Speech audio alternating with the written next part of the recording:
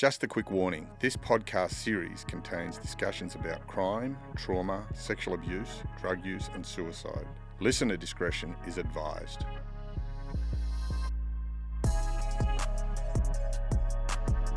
Maxi Beer, I first came across you on social media and I seen you and I just tuned straight into your energy. I'm a real energy guy. I'm always looking for that person who has that real positive, uplifting energy, and man, you epitomise positive energy. So, and I touch base with you because I wanted to jump on the ride. I draw energy from other people. I don't suck the life out of people. Yep. I draw energy from people like yourself, Mark Brewers, sports people, places like Jeff Fennick, whoever. I love people's positive energy, man. And man, I reached out to you, and this is how we become friends and good friends at that. Well, mate, they say energy breeds energy, man. And top of the morning to you, you handsome hunk of a man. Mate, it's good to be here. Especially even better, mate, after Origin last night when New South Wales did heaps well. Yeah. In game 2. That's crazy. Yeah. Mate, tell me, what's the Maxi beer story, the Beerygram story? Tell us. Yeah, well, man, going through it, mate, to be fair, I've been looking forward to telling my story, and before I get into it, man, I want to say, anyone listening has a story. You've got a story. I've got a story. Your neighbour's got a story. Everyone's got a story, and I'm just looking to articulate and sort of tell my story because I have been through a lot, and anything I say, I don't say in an arrogant way, but I want to share what I've been through with true hope that I can help someone out there that may be struggling or may have been through something similar to what I've been through. And hopefully it just gives them that confidence to be able to take them, whether they're from here to up here, or just help them in any way, shape or form. So, where did it all start, brother? Mate, look, it all started, man. So I'll tell you a little bit about my upbringing, man. My dad's a true blue Aussie, and sort of... A pretty well-known hard man in his day, yeah? He is a proper old school knockabout bloke back in the day. But unfortunately he's passed now, which we'll sort of touch on a little bit later. My mum's a little Māori girl, Kiwi girl from a place called Kaitaia, which is the far north of New Zealand. My mum and dad are two total polar opposite people. My dad, an old school gangster. My mum, the sweetest, most beautiful mum in the world, soft, caring and whatnot. But growing up, I was pretty much the exact same person as my dad. I look exactly like my mum, but I just followed my dad's lead in everything that he did. Growing up, I love sports. My dad was a sports fan. He loved sports. He boxed himself. And growing up, I just wanted to be like him. He took me to all my rugby. And in saying that, at a young age, I was a decent, handy little football player and I was a handy little boxer. And when I was young, he sort of pulled me aside and he said, Max, you've got to decide what you want to do. Do you want to keep boxing or do you want to play footy? I said, I want to play footy. Anyway, luckily enough, as time went on, I ended up getting a scholarship to a school called St. Joseph's College, which is a good rugby school, which I'm very grateful for. Moving forward from there, I've always been someone I've had a lot of friends, you know what I mean? I've loved to have a joke. I never used to let anything bother me.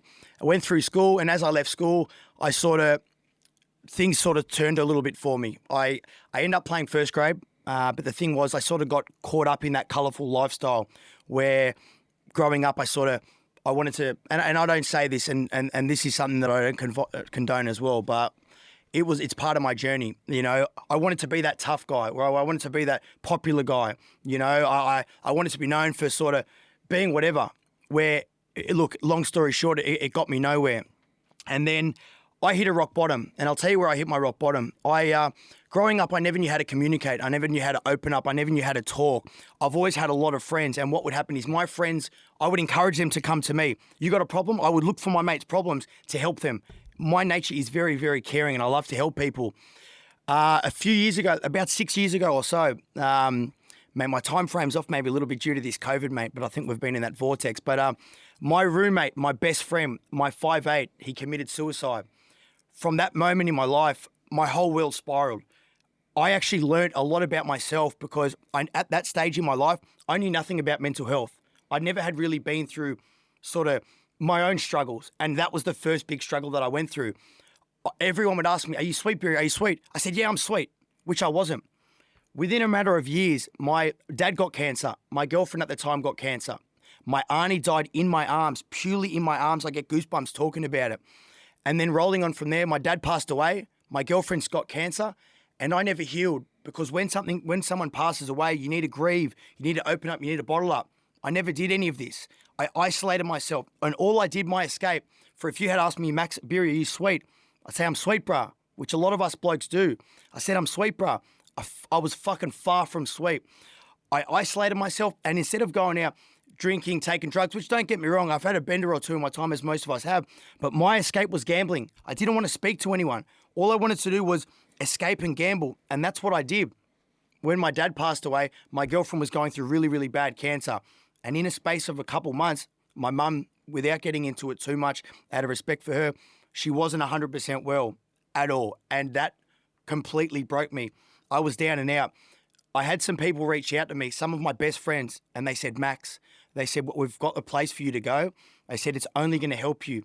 And I was reluctant at first, but at that stage in my life, I was broken.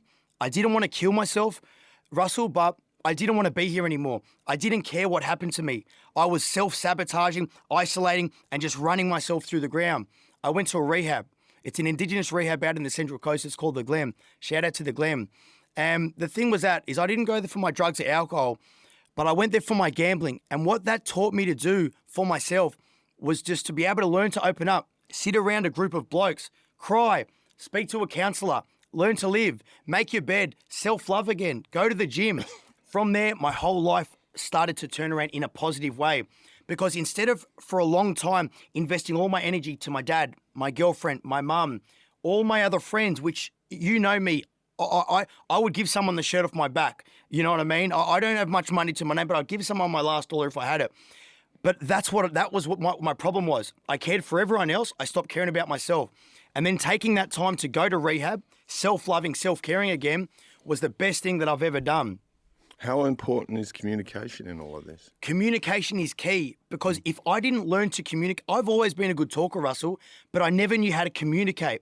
I never knew how to open up about myself. I never was someone that ever even knew how to cry. Yeah. I had that chip on my shoulder where I'd say, "You sweet?" "Yeah, I'm sweet." And I didn't even know how to talk. It's communication is king. What was the catalyst in there that allowed you to take that step from not knowing to go on trusting the process? Yeah.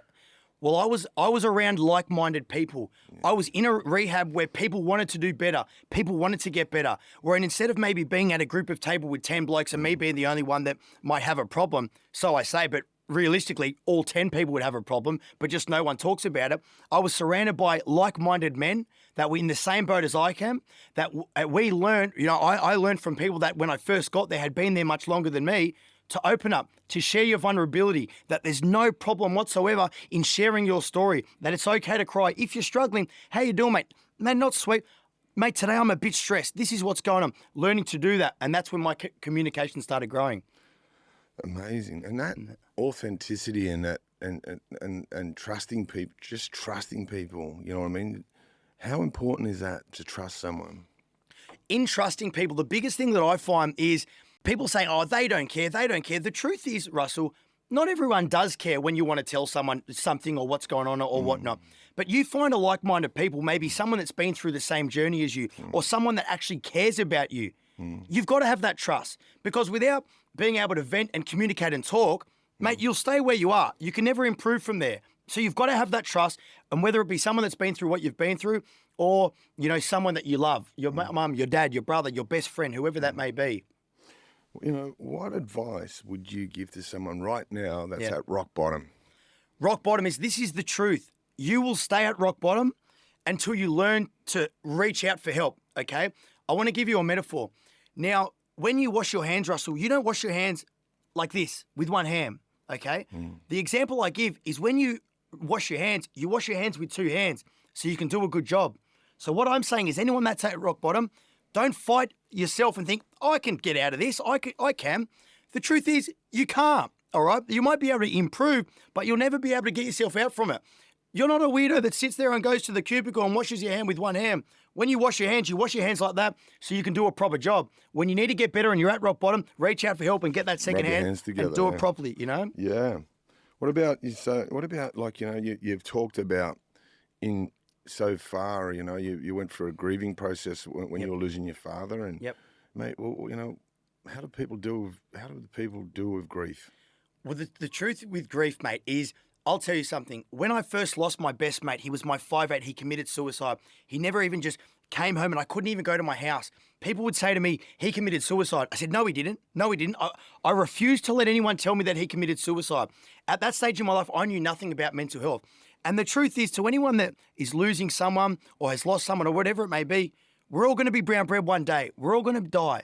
That's the truth, you know. So you've got to understand, and don't be grateful for. Don't dwell on them not being here. You have to just V-line in and focus on the good times that you have with them, because you can't bring them back. But what I try to do is I say this I say this to myself every morning. Every single morning I look at myself in the mirror and I mean this. I say, I'm going to have a good day today. I'm going to have a good day today. I'm going to have a good day today. And I fucking mean it, because I want to have a good day today. I want to be grateful for what I've got. And what I'm grateful for what I've got, I mean my loved ones. I tell people I love them. I tell my mates I love them. I tell my mum I love them. Don't wait for someone to be gone to be like, fuck, I miss them. Why wait? Yeah. You know what I mean? Why wait? But even doing that could change that person's, like if someone's on a suicide, got suicidal ideology or whatever, just that fact. I wake up every morning, I've got a gratitude list. I write 5 things I'm grateful for, and I write 5 intentions for the day, what I intend to do for other people. Yep. And but just that, saying to someone, getting that phone call or the text or whatever, and saying, "Hey man, I love you. I just want you to know and it makes I love that. You know me. Yeah. At the end of every conversation or anyone that is meaningful in my life, I'll say, I love you, brother. I love you, mate. I love you, mum. You know, because you never know. The truth is, how many people have you lost? They're there and then boom, they're gone. You know, it's the truth, you know? You're a guy, man. You got this electric energy, and I just walk in here. We parked the car. We parked the car and walk in here. It's always compliments to people. Hey, mate, how's your day? You know, how important is that? What does that do for you when you do that? Well, I'll tell you something, all right? I don't care who you are. You're 100 years old. You're whoever you are. We all deserve compliments. Now, I'll give you a perfect example, okay? My mum, I love my mum. I'm the biggest mama's boy in the absolute world, like a proud mama's boy. Anyway, if someone compliments my mum, or I put a video up with my mum and someone says, your mum's beautiful, my mum will call me and say, oh my God, did you see that compliment? And the love in her voice. So what I do now is I encourage everyone to do that. Go and compliment someone. And I'm going to give you an example of it. I complimented this lady, all dressed in purple. She would have been in her 80s. Makeup, her chair was purple, everything was purple. She looked brilliant. She looked unbelievable. I said, I want to say something to you. And I said in the most respectful way possible, you look absolutely beautiful. You're probably one of the most beautiful ladies that I've ever seen in my whole life. But I meant that. And I said that to her. She said, oh my God, you've made my whole year. She literally had a tear in her eye when I said that. And I went away. She goes, thank you. She probably gave me about 30 thank yous. And I could have thanked her, honestly, for her gratitude and her thankfulness. Anyway, a week later, someone from her nursing home contacted me and said, I can't believe I've found you.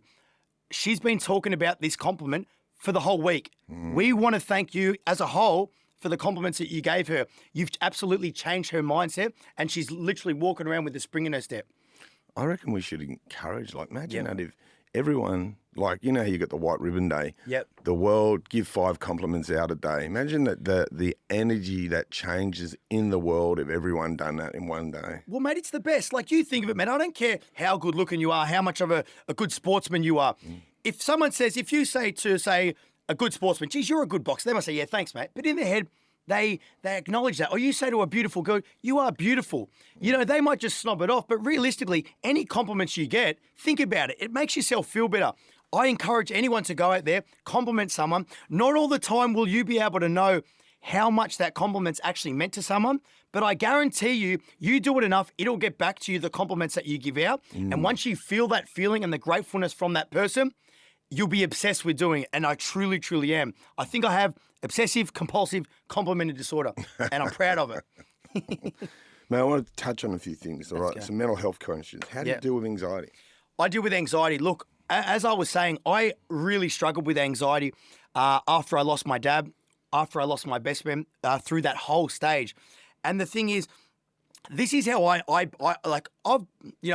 I don't want to touch on too much, but I've boxed since I was a kid, and I see it as a fight. Okay, so I think a 10, 12 round, whatever, how long ever a fight it goes for, I think that first round, when you first get anxiety, your anxiety might be, oh, I don't want to leave the house, or I don't want to go to this party. If you sit there frazzled and you're like, oh no, I don't want to go to the beach because I don't feel confident in my body. If you lose out round 1, you'll lose the next 12. When you get that anxiety thinking, I can't go to this party, say to yourself, I'm going to this party. Get up, get dressed, and I promise you've already run round 1. You'll end up winning the whole 12 rounds, probably by TKO. Yeah. How do you get out of a depression? Well, as I touched on before, I was at a stage in my life, and I promise you, I don't care who you are. I wasn't at a stage where I wanted to kill myself, okay? But I was at a stage in my life where I didn't give a shit what happened to me. I was writing myself off. I'd spend all my money. I'd go out, I'd pay. I was violent at that time. But you've got to deal with it by it's a full mindset change, okay? And just knowing that you can get out of it. If you surrender to it, I'm depressed.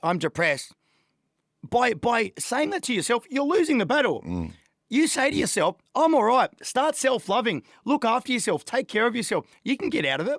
You can get out of anything. But if your mind is strong, your body will follow, and that's a guarantee. So anyone that's depressed and sitting there at home, I'm depressed, you're losing all 12 rounds. Get up and win the first round. I'm all right. Get up and self-love. Go and do something that makes you happy. And I guarantee you'll start to feel better. Positive self-talk. It's a mindset thing, which I promise you can get yourself out of, as I did. And I proudly talk about that.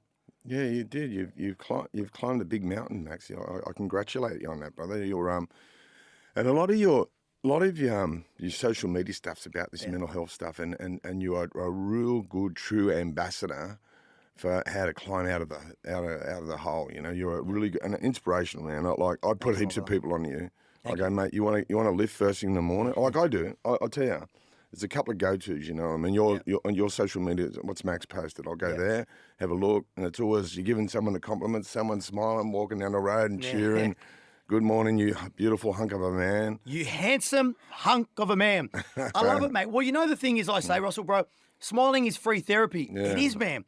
How good's a smile? Yeah. Mate, if there's, and I said this at the start, energy breeds energy. So what I do is my videos, all right, I don't judge anyone. I don't care what you do. I'll give you an example how society is, all right? This is a random example, the first thing that comes to my head. Say there's a person standing in the middle of the road and all these houses are looking at that person and he's standing there dancing, just making a dickhead of himself. Probably the way society is, look, 90% of those people will be like, oh, have a look at that bloke. I'd sit there and I'd say, fucking good, love him. How good is that bloke? I don't judge anyone, all right? I don't care who you are. If you're the biggest gangster in the world, I love you. If you're homeless, I love you. If you're a famous football player, boxer, whatever it may be, I love you. I don't judge anyone. I'll give anyone my time of day. And I say this all the time. With my videos, you'll see, I would be seen just as confidently walking down the road with a group of homeless people as my friends, as I would with the biggest gangsters in the world or the most famous football players in the world, you know? Muhammad Ali once said it. You can judge a man by how he treats the butler or how he treats the millionaire. If he treats them the same. Exactly right, brother. So true, so true. Recently, there was a video of you helping, helping a young homeless bloke. You brought him into your own home. You give him a place to stay. Yep. You got him a job. You tried getting him on his feet. What was going on there? Well, mate, let me tell you. Me personally, I've never been homeless, but I've been at rock bottom. And I talk about that. So everyone's different, okay? Look, some people that and this is the truth. Everyone, Russell, in their life will hit a rock bottom. Your rock bottom might be different to my rock bottom. My rock bottom might be different to anyone's rock bottom. But it's the same place. It's the exact same place, okay? But the thing is, and if you follow me on social media, you'll understand. I feel like I'm sort of drawn to different character. Just different people, okay? And I walk into my house, and there's a bloke sleeping out the front of my house, and I live in an apartment block. And I was looking at him. I said, mate, what are you doing, bro? He said, oh, no, I'm just waiting for my mate to get here. I said, who's your mate? And he said this name. I said, mate, this bloke doesn't even live here anymore. I said, what, have you tried giving him a call?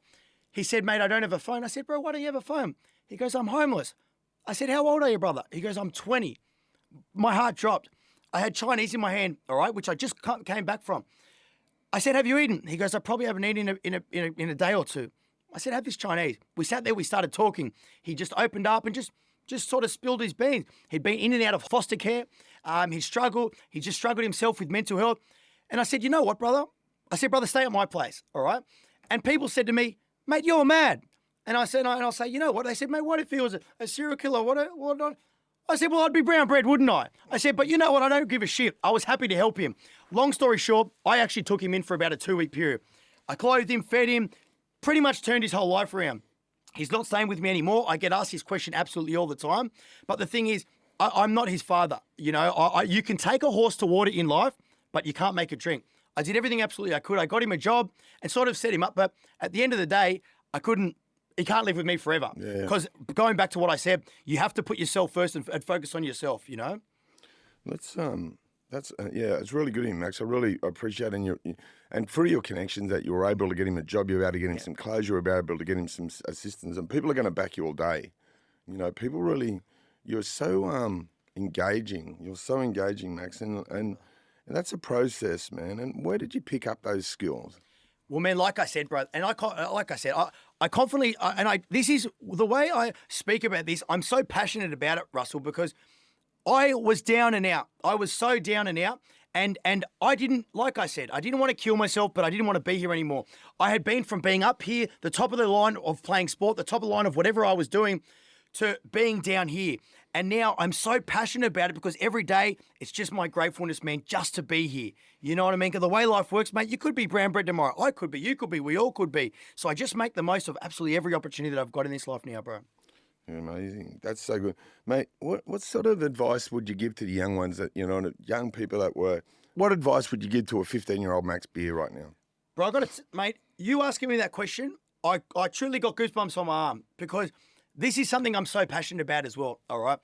I see all the time, and we all see this, like, kids wanting to represent a postcard or whatever you want to do. Believe me, I've been through all of that. I truly have been through all of that. But me growing up, all I wanted to do, man, always had a lot of friends, but I wanted to be that tough guy. I wanted to be that known as that good fighter, right? You know, and now we probably didn't have it so much back then, but this postcode stuff, I would rather make a friend than an enemy. And I guarantee you, if you're a young bloke, I will respect you more for being a good bloke and not being a tough guy, okay? This is the truth. That tough guy act, which you probably have when you're young, you get nothing from it. But being a good bloke, you do. So anyone that's a young bloke or 15, 16, or however old you are going through that stage, mark my words, there's nothing that you possibly gain from it. What makes a tough guy? In my opinion, or on the streets? Well, in your opinion. Well, in my opinion now, what makes a tough guy, and I say this all the time, I've got a whole caliber of friends, you know, and I will say to my friends, I don't care how tough you are. I said, mate, sit here. I said, what's going on? And, mate, they sit there and bawl their eyes out. I look at them and I say, yes, that is what makes a tough guy to me because that's sharing your emotion. Anyone on the outside can have the tattoos, you know what I mean, can say, I'm sweet. But being tough is from what comes within, your mental health, you know what I mean, and the rest will flow. I said this before, but if your mind is strong, your body will follow. Yeah, sure. I'm a big fan of men being able to express themselves. Yep. I think it's so important. And when men can't express themselves, they kill themselves. See, man, I get goosebumps because I really get emotional about, man, like I said, and I'm going to say this to you as well. I never even used to cry, Russell. I never, ever even used to cry, okay? Now I'm passionate. I'm so in tune with myself. I look back at my best friend that passed away, all right? He was on the verge of playing NRL. He was the 18th man not long before he passed away. He never even used to open up. You know, he never used to cry. I never used to cry. I was the exact same. And from that moment, man, if I needed it, like, you know what I mean? Sorry, going down the trap, once I learned to be able to cry, you know what I mean? Not just bottle shit in. Like I said, I would go to a funeral and I wouldn't even cry. I thought, nah, you're tough. Once I learned to be in tune with my emotion, it just makes things so much easier, bro, but crying doesn't make you weak. It doesn't make you weak. It makes you a man, or, you know, makes you a normal human being.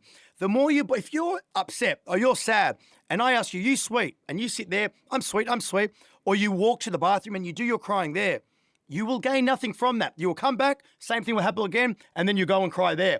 If I've got a problem, if you ask me a question about someone that's passed away or something I'm passionate about, I sit here and cry. I get it out of my system, I talk to you about it, you ask me, you all right, I'll vent to you, I guarantee you I can move forward from it. Not this happens over and over again, and then, you know, and we're on the same boat. You know, Yeah. So that's what I gained from crying and opening up and being vulnerable. It's the pressure cooker scenario. It was explained to me once before. The pressure cooker has a release valve on the top of it. When there's too much pressure, it steams out. Yep. Human beings are the same. We have our eyes and our mouths. We do it for our tears or for our words. Yep. We express ourselves, and that's how we get that pressure out of us. Yep. It's really, really important. Not enough men like yourself. I'm so glad you're here expressing, because you're a tough guy. You've got street cred and all that sort of stuff. Your boxing career. No one, you know what I mean. You're known as shrinking violet. Yeah. Yeah. And the importance of someone being here, man. I thank you for that. I thank you for being vulnerable to say it. I'll tell you what, if you started crying now, I'd go with you. Yeah, exactly, man. And I'm so fucking proud. Yeah, I'm so proud that I could do it, and I'm so proud that I'm with someone that I feel comfortable doing it with. That's what makes you a man, my brother. Yeah. No, that's what makes brother. you a man. Let's talk about social media is a big thing, and you've got a real big social media presence, right? Yeah. And yours is all positive. Yeah. But there is that negative aspect to social media. Yeah. How do you deal with haters? Well, this is the truth, brother. In life, and this is what I want to say to anyone in life as well, people hold their anxiety back worrying about what other people think, all right? But the truth is, and this is the real talk, I could walk around the street, I could give every homeless person $100, and there's going to be that person, why is it not 105? Or I could, do something, or you could do something. Anything you do in life, people are going to have their opinion of you. So the sooner you get that through your head, no matter what you're wanting to do, whether you're wanting to start an OnlyFans account or start a new job, change your career, and you think, oh, they might think different of me, or end a relationship, whatever it may be, people will always have their opinion or of you. Fuck what people think. Fuck that, man. It's about fucking you. So put that aside, and then that will give you that confidence to be able to move forward. Yeah. I get attacked a bit myself by the haters, but I say this, I find haters are trying to project how they feel about themselves on other people. Well, Russell, I can't fathom it. I can't get it through my lemon spread, bro. It doesn't make sense to me. If I was to jump on social media, and like I said, everyone is their own person, but for someone that jumps on social media, runs someone down, number one from a fake account or whatever it may be, what are you gaining from that? This is what I want to call out. Anyone that does that, please do this for me. Please do this for me. Make a real account, okay? And instead of that day going on there and trolling someone, go and lift someone up. Go on to someone's photo and say, you're beautiful, or that was funny, or that was good. And when you sit with it, feel the difference between putting someone down and then complimenting someone. And I guarantee you the difference is like that. Just try it for me, please. And I'd love for you to message me and let me know how that goes. Yeah, 100%. That's great. Really good advice, Max. Really good advice. Mate, you touched on OnlyFans. What's your view on OnlyFans? Well, man, like I said, bro, I don't judge anyone. I don't care what you do. I don't care if you're homeless. I don't care if you're a millionaire. To me, I'll treat you the same. That comes back to that exact same question that we were stemming from before. People, that was somebody like, oh, I don't want to do OnlyFans because people will judge me. Listen here, they're going to judge you anyway.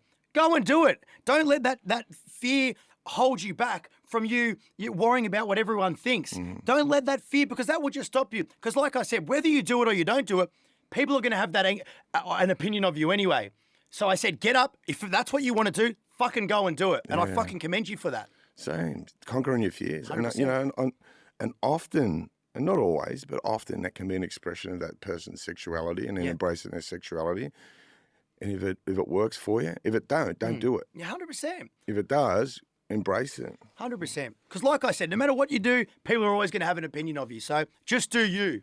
For sure. The best way to be. Max, I'm talking on your social media, you really have an amazing relationship with your mother. Oh, yeah. What's the basis of it? And where's it come from? Once again, man, my mum, I'm a proud mama's boy.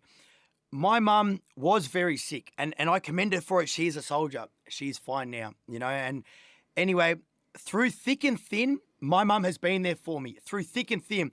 And if you're listening to this, it might not be your mum. It might be your mum, might be your dad. It might be your best friend, excuse me. But what I want to say is when you're young, you're 10, you're 15, you're 20, you're 30, you might be now, you might be 40, 50 years old. People are like, I don't want to be going to seeing with my mum. That's not cool. I don't want to be telling my mum that I love her. That's not cool. Let me tell you right now what is cool. Being seen with your mum is cool. Telling your mum you love her is cool. Taking your mum to dinner, looking after her, all that things is cool. If I could go back, I don't have any regret on my old man because I was by his side through absolute thick and thin. As soon as he got sick, I stopped working and I was there for him. And I don't have any regret on that behalf. But if I didn't and sort of distanced myself and whatnot, maybe I might have. So now, after going through that process of losing someone so close to me, and I was extremely close with my dad, I'm extremely close with my mum.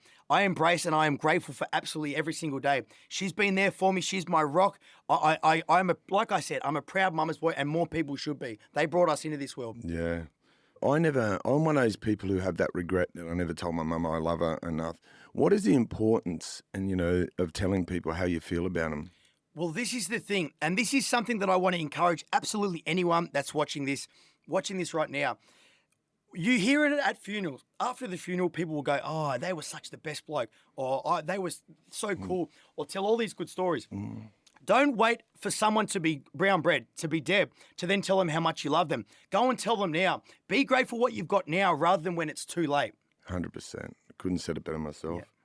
Mate, you have a lot of well-known people reach out to you, and I've seen your DMs and that sort of stuff. Yeah. What sort of things, and not just not so well-known, but well-known people and not so well-known people, what sort of things do people ask you about, like about mental health and life in general? Well, life. I just want to say something on that topic, and I want to, me. If someone asks me, they say, Max, or can you get a photo of me, or Max, can you message that person, or whatever you can do. I love doing it because I love giving back to the community. All right, and this is someone, Latrell Mitchell. Now, champion, absolute champion. I want to give a prime example of him. All right, people have their opinion on Latrell Mitchell, but let me tell you this, and I'll look down the barrel and say this: one of the best blokes you'll ever meet. I always say this, that if I was going to war, he would be the first person that I'd bring with me. Now, if you've been to a South game or whatnot, and you will see he plays his game, he goes around the field after every game, takes a photo, says hello to every single person. He gives them that time of day. And what I want to say this is one of my best friends, his uncle passed away, tragic South supporters. They love South, all right? He says to me, Max, everyone is wearing South gear to the funeral. He goes, I know it's late notice, but I just want to ask you, man, is there any chance you could ask a South player if they'd maybe say something, or whatnot for him at the funeral? I said, you kidding me? I said, no problem at all. I messaged Latrell straight away, and I messaged Tane Milne. Latrell Mitchell sent a 2-minute message back straight away. He goes, Beery, sweet as. He goes, what was his name? And man, for Latrell, that might have been something so small to be able to do that, but which he did instantly. But to that family, I showed my mate, he started crying. He said when they showed that at the funeral, the whole place was silent and the whole place started clapping. It was the gratefulness. Choking me up now, mate, yeah. thinking of it. No, so I want to say to anyone, if someone asks something for you, whether it be a favour or if you have the right to be able to do something for you, whether it be give someone a lift, helping someone out, having a chat, getting someone a job, whatever it may be, and to you it might be something small, go and do it because there will be a time in your life where you'll need help. Yeah, what an amazing guy, Latrell. A lot of Great people bloke. and he cops that racism that he cops, man. I just want to go and punch them people in the face. Mate, I don't understand it, man. It's too much and it's got to stop. Yeah. It's too much and it's got to stop. Yeah, that's sickening. That's a disease, isn't it? It's a cancer. It's a disease. I don't even know why. I'd prefer to not talk about it because it does make me angry. Yeah, sweet. I want to touch on some people who have been some influential people in your life. Well, I've had a few, all right, and this is shout out to one of my best friends, Bo Champion. When Footballer, I lost, St George, footballer, Penrith. no, he was Storm, South, Gold Coast. He played at probably 15 out of the 12 clubs, mate. He was good. He was good. But what I want to say to him, and this is the prime example of Bo, when I lost my best friend, right, Bo and I, we knew each other, but he could see how much I was struggling. Through a lot of my friends, people would say, oh, Beery's really struggling. He reached out to me. He got me out of a dark place because he'd been through something similar. He lost his best friend. He had a tattoo on his arm. And I'm telling you, I was at the darkest place in my life. But ever since that moment, he's been there to help me and to guide me. And he's someone that he never judges anyone. He never thinks he's too cool. Even when he was playing first grade, right, he wouldn't think, oh, I'm not with first graders, or he was too cool to be seen with whoever. He didn't give a shit. And that's how society should be. Gary Francisco. Yeah. Gary's, mate, let me tell you, an absolute champion. I remember I fought on one of his cards. He said to me, Max, do you want to have a fight? I said, yeah, I'll have a fight. Anyway, I got to the fight, and then it was really late notice. I took this fight on probably about 3 days, and I'll be real with you. It was me when I was in a dark place in my time. I get there, mate, I'm fighting this Do you remember Roy Asatasi? Yeah. Mate, I was fighting one of his cousins, and I'm telling you, I love Gary, but there was a huge weight difference. And I got in there and I thought, I'll be able to just sort of move around, pick this bloke apart. But anyway, I hadn't been training. I'd sort of been partying right up to it. But I ended up fighting this bloke, and I tell you what, I ended up winning, which, mate, to me, I couldn't care if I got knocked out. To me in life, and people say this all the time, and I'll just touch on this in boxing. People get online and they bag someone, whether you won, you lost. Let me tell you, if you get in the ring and you have a crack, you are a winner. So for any sideline critics or anything like that sit there and say, oh, look at that, or this and this and that, mate, who cares? But in life, I don't give a shit, man, whether I win or I lose. No matter what I do, it's just about having a go. Gary's got his own background, and you're in really good company, and for him to have that opinion of you, and he loves you, man. Yeah, I love him too. He loves you, and he had a lot. He was Daniel Gill's trainer for the world title. Yep. Man, how does it feel having people hold you in that sort of esteem? Man, I'm truly grateful, man, and. I like I said, I'm grateful for the growth that I've been through, for the things that I've been through, because everything that's happened to me has just been a part of my journey. You know what I mean? I'm not a perfect person, all right? I don't get out of the shower to do a piss, but I'm always looking to better myself. That's as honest as you're going to get. Mate, it's the truth. You know what I mean? But I'm always looking to improve and just be good to people, mate, because the thing is, mate, and this is the advice I could give to anyone, man, no matter who you are. You walk past someone, a lot of the time, especially as blokes, you walk past and back in the day, you'd eye them off and they'd look away and you think, hey, I'm tougher than them. Can I touch on that? Because I don't want to post about it. What do you think? And how do you, because it's a big thing these days, blokes trying to steer you out. Well, let me tell you, I'll give you an example, all right? I don't even like talking about boxing or anything like that because next thing you know, someone will be like, I'll fight you. Let me tell you, I don't want to fight any of you. If someone walks past me and says, you're tougher than me, believe me, I'll say, you're tougher than me. I really don't give a shit. Back in the day when I was younger, when I had a kid brain, I'd walk past and I'd try to eye people out, as I guarantee a lot of people have done. And then you think, yeah, they just looked away. You're tougher? No, you're not tougher. Change that mindset and change it right now. The next person you walk back past, if you're someone that does it, walk past them and say, how you going, mate?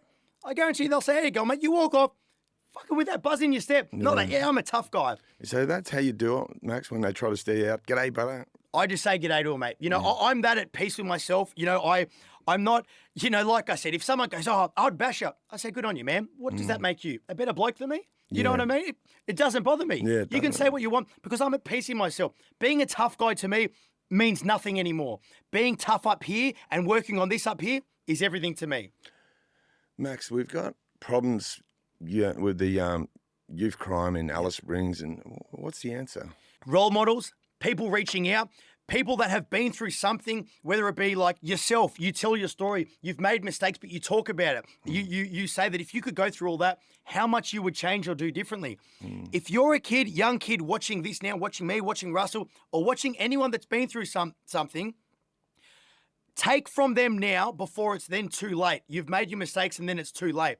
Try to learn from that. Like I'll remember when I was young, my dad would say, and my dad was a proper OG, colourful character without getting into it too much. But he would say, don't do this, don't do that. And I'd be like, what the hell, Dad? I said, you're going and doing this right in front of me. How can you say that? But if I looked at that advice that he gave me now, I promise you I'd be leaps and bounds ahead. So learn from mistakes that people have made before you make them yourself. That's the biggest advice I could give you. Good advice too. Good advice. Knife crime. What's going on there? What do you gain from that? Someone pulls a knife out. It's like it's a new day and age. Oh, I'll pull a knife. I've got you. People don't understand. You pull a knife out on someone, you can kill them. Yeah. What's the point of that? You know what I mean? If you want to be a tough guy, if you want to be, you know what I mean, whatever, fuck your weapons off and fuck calling 20 people. If you want to really sort something, just get in the ring and have a crack. Yeah. You know? But gaining that still, you gain nothing from that. What's you pulling a knife on someone or jumping someone? What does that make you? Oh, I'm tougher than him? No, fuck that shit off. Honestly, the sooner you can get that mentality out of your lifestyle, the better you will be. And I guarantee you that. Well, down at Goulburn, there's a lot of people doing 20 years plus for just that moment of madness. The ego, when the ego's taking control of their life, and they regret pulling that knife out for 20 years. Oh, bro, it's sad, man, and it's really even hard to comment on, to be completely honest with you. How do you water your garden on a daily basis? When I say water your garden, how do you look after your mental health? How do you look after your attitude? Yep. all right, so let people, I get asked this all the time. You know me, I'm bubbly and I'm 100 mile an hour. I love life. And I truly every day, I'm just grateful to be here. I have bad days. I have bad moments. Okay, I'll tell you something. I was at work the other day. I actually got really bad anxiety. It was just, I was run down. And whatever it may have been, I said to the bloke I work for, I said, brother, I need to go home. I need to put my head on the pillow for a couple of hours. I went home and he's like, yeah, you do? I said, mate, you know me. I do. I went home, had a sleep, came back to work and I was back. You need to just be real with yourself. If you fight yourself, it's okay to have down days. It's okay to have down moments. If you've had a shock a day, get through that day if you can. Go home, have a sleep, and 9 out of 10 times, once you put your head on that pillow, you wake up in the morning, it's a fresh start. Yeah. Self-love, positive self-talk. I say this motto in life: look good, feel good, play good. If I leave the house feeling scruffy, mate, my energy's not the same. Invest in yourself. Do things you enjoy. Your hair, your makeup, whatever it may be, you know? Yeah, I was going to say, what makeup do you wear? Never use makeup, mate, but I reckon a bit of eyeliner on me would look nice. I've thought about it. Hey, Max, tell me, how do people get in contact with you, Max? I encourage anyone. So my Instagram is Beerygram. My TikTok is Beerygram. If you send me a message and you're genuine, I get all these messages where people just waving their arm at me. Realistically, I try my best to reply to people, but if you want to message me and you're genuine, talk to me. In my life, my motto is never above, never below, always beside anyone. I don't judge anyone. I'll be here for anyone. If I walk past you, I'll say hello to you. Take your time, and I'm grateful for anyone that comes up to me, hey, Beery, how are you, or whatnot. That makes me happy, you know. I'm grateful for all that sort of stuff. Yeah, I'm grateful for you, brother. I'm Thank so you, my blessed bro. to Thank have you. you.